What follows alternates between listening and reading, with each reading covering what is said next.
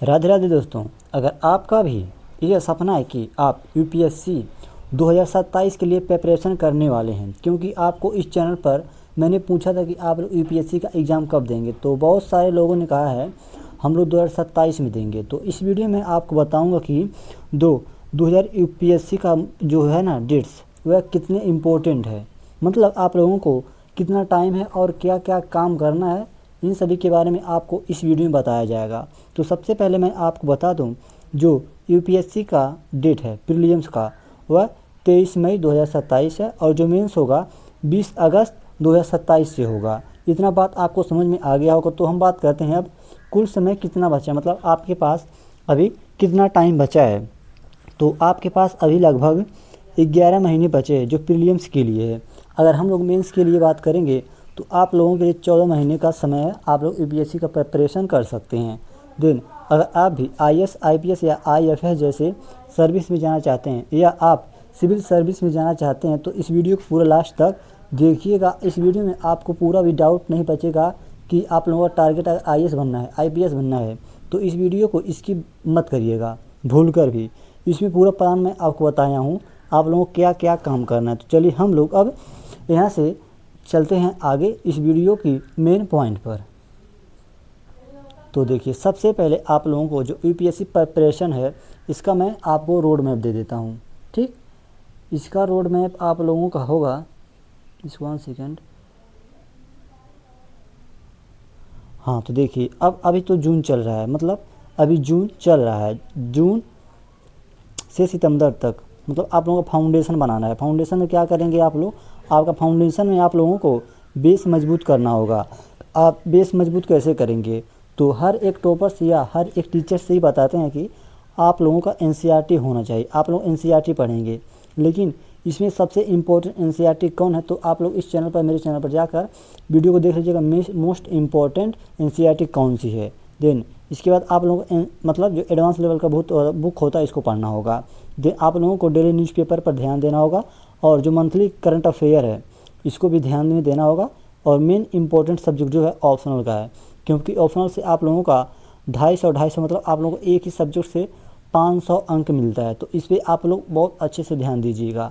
Then जो जनवरी आएगा ना, जनवरी से मार्च तक 2027, तो यहाँ पर आप लोगों को एडवांस फेस में जाना पड़ेगा। अब तैयारी के जो मजबूत करना है, आपको तैयारी मजबूत करना कैसे, देखो अभी तो आप पिछले जो है ना, जून से दिसंबर तक आप लोगों को इसमें आप लोगों का बेस मजबूत करना है। दिन अब आगे करते हैं, आप लोगों को रिवीजन करना है। अब यहाँ से आप लोगों को रिवीजन शुरू करना है।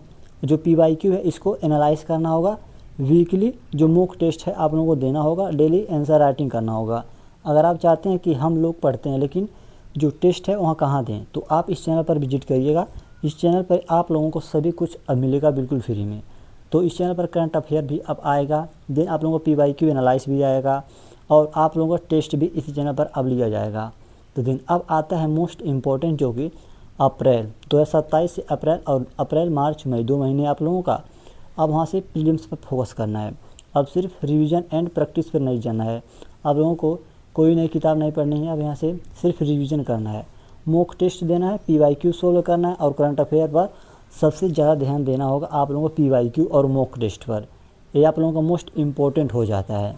क्यों, क्योंकि अब देखेंगे ना, मई के बाद हम लोग जो मेंस का है इस पर फोकस करेंगे, लेकिन जो 2 महीने अप्रैल मार्च मई 2 महीने आप लोगों को प्रीलिम्स पर पूरा फोकस करना होगा, ठीक ना।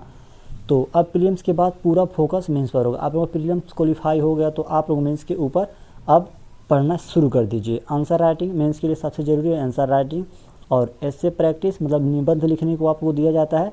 और ऑप्शनल का कंप्लीट करें, मतलब जो ऑप्शनल है इसका सब्जेक्ट आप लोगों को कंप्लीट करना है। करंट अफेयर को डेप्थ में पढ़ें, मतलब कौन सी कोई ऐसा नीति आ रहा है जो कि लोगों को प्रभाव कर रहा है और इसके आने से क्या प्रभाव पड़ेगा समाज में, इन सभी के ऊपर आप लोगों को देखना होगा। टेस्ट सीरीज पर आप लोगों को अब सबसे ज़्यादा इम्पोर्टेंट है, इसमें आप लोग एमसीक्यू टेस्ट करेंगे। इसमें आप लोगों को लिखना होता है, आप लोगों को पता होगा। तो दिन अब हम बात करते हैं यहाँ से पढ़ने वाले विषय कौन कौन से हैं, मतलब आप लोगों को कौन कौन से विषय पढ़ने होंगे। तो देखिए सर, सितंबर से 2026 तक जो ऑप्शनल का है, कम से कम 60% सिलेबस आप लोगों को पूरा होना चाहिए। अब इससे ऑप्शनल पर ध्यान दीजिए आप लोग। सबसे पहले आप लोगों को पॉलिटी पढ़ना है, हिस्ट्री पढ़ना है, जियोग्राफी पढ़ना है एंड इकोनॉमिक्स पढ़ना है, environment, science and tech, current affair. जो यही है सब मेन सब्जेक्ट होते हैं, इसी को आप लोग कमांड कर लेंगे तो आप लोगों का आराम से क्वालिफाई हो जाएगा। मैं मानता हूँ थोड़ा बहुत जो अलग सब्जेक्ट हैं जैसे डिजास्टर मैनेजमेंट, हिस्ट्री में तो पूरे सिलेबस आ जाते हैं। डेली टारगेट आप लोगों को क्या होना चाहिए, तो अभी से आप लोग 4 घंटे जीएस के लिए दे दें, 2 घंटे ऑप्शनल के लिए देना होगा आप लोगों को, देन 1 घंटा करंट अफेयर और 1 घंटा आंसर राइटिंग। आंसर राइटिंग तो मैं समझता हूँ ना, यहाँ से तो आप लोग आधा घंटा दे देंगे बहुत होगा, क्योंकि आप 4 घंटे यहाँ से पढ़ना और लिखना दोनों साथ में आप लोग करना होगा डेली टारगेट के ऊपर, ठीक ना। गलती मत करना। आप लोगों को कौन सी मिस्टेक्स नहीं करने हैं जो कि बहुत सारे स्टूडेंट कर देते हैं। तो सबसे पहले अब आप लोगों को नई किताब नहीं पढ़ना है और नया कोर्स भी नहीं लेना है, नई स्ट्रेटजी भी नहीं बनानी है, हर दिन नए यूट्यूब वीडियो नहीं देखनी है। एक वीडियो देखकर इस पर आप लोग अपना पूरा प्लान बना लीजिए और इसी पर आप लोग अपना फोकस करिए। देखिए मेन सब्जेक्ट्स क्या होते हैं, देखो GS paper 1, GS 2, GS 3, GS 4। GS 4 में इथिक्स पूछा जाता है और एक एससी का पेपर होता है और ऑप्शनल का पेपर होता है। तो मैं आपको आगे और बता रहा हूँ और डिटेल से कि आप लोगों को अब किस पर ध्यान देना होगा। देखिए यहाँ पर सबसे ज़रूरी है, सी सेट को बहुत सारे लोग हल्के में ले लेते हैं। सी सेट को आप लोग हल्के मत लीजिए, क्योंकि अगर आप आर्ट्स से मतलब ह्यूमैनिटी से पढ़े हुए हैं तो आप लोग आर्ट्स के स्टूडेंट हैं तो आप लोग सी सेट पर ज़्यादा ध्यान दीजिएगा। सी सेट सबसे ज़्यादा लोग सी सेट पर फंस जाते हैं। इनका जो प्री का GS 1 का पेपर को मतलब हो जाता है, लेकिन सी सेट में वो फेल हो जाते हैं। तो इनका जो पहला है ना जो सब्जेक्ट होता है, मतलब जो GS 1 का पेपर होगा और चेक नहीं होता है। सप्ताह में 3 दिन सी सेट को दें, मैथ प्रैक्टिस करें, रीजनिंग और रीडिंग कम्प्रीहेंशन को भी आप लोगों को ध्यान देना हो, क्योंकि आपको सी सेट में 3 सब्जेक्ट देखने को मिलता है, पहला मैथ, रीजनिंग और कम्प्रीहेंशन।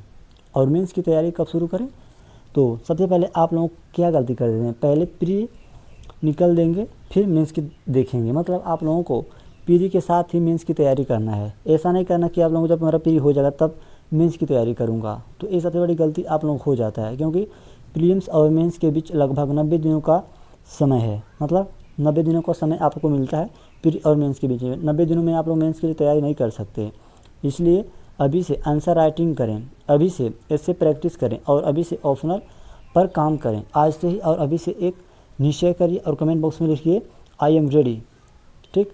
अब डेली टाइम टेबल क्या होना चाहिए आप लोगों का, 5 बजे आप लोग वेकअप, मतलब आप लोग 5 बजे उठ जाइए, 6 से 9 बजे जीएस का सब्जेक्ट पढ़िए, 10 से 1 बजे तक जो ऑप्शनल का सब्जेक्ट है इसको पढ़िए, 2 से 4 करंट अफेयर आप लोगों को सुबह में ना पढ़िएगा। सबसे पहले आप लोग जो रात को पढ़े हैं जो सुबह रिवीजन करें, और 5 से 7 रिवीजन और 8 से 9 आंसर राइटिंग, और आप अच्छे से सो जाइए। क्योंकि अगर आप सुबह मतलब रात को ज़्यादा अच्छे से सोएंगे तो आप लोग सुबह जल्दी से उठकर अपना पढ़ाई कर सकते हैं। देखो मॉर्निंग में 2 घंटे, इवनिंग में 4 घंटे, वीकेंड 8 से 10 घंटे आप लोगों को देना ही पड़ेगा। कंसिस्टेंसी सबसे ज़्यादा ज़रूरी है। तो सबसे पहले आप लोग यहाँ पर देखिएगा यूपीएससी सक्सेस फार्मूला क्या है। देखिए यहाँ पर आप लोग ग्रेजुएशन में हैं या ग्रेजुएशन पास कर चुके हैं, एक किताब को 5 बार पढ़ना बेहतर है बजाय 5 किताब को 1 बार पढ़ना। तो देखिए सबसे पहले यहाँ पर आप लोगों को देखने को मिलेगा आंसर राइटिंग आप लोगों को करना होगा, वीकेंड टेस्ट देना होगा और डेली न्यूज़पेपर पढ़ना होगा, मल्टीपल रिवीजन करना होगा।